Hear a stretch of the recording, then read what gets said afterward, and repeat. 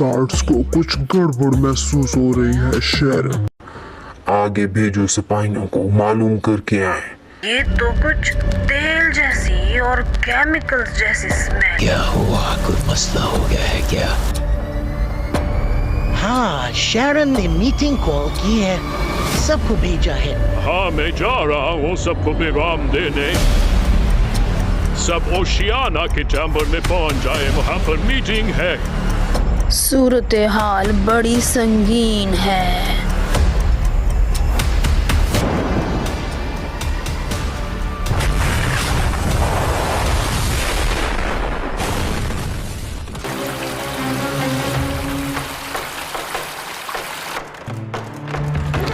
Coastal area पर इंसानों ने फैक्ट्रियां लगा दी हैं। उन्होंने समंदर में फैक्ट्रियों का टॉक्सिक वेस्ट डंप करना शुरू कर दिया है।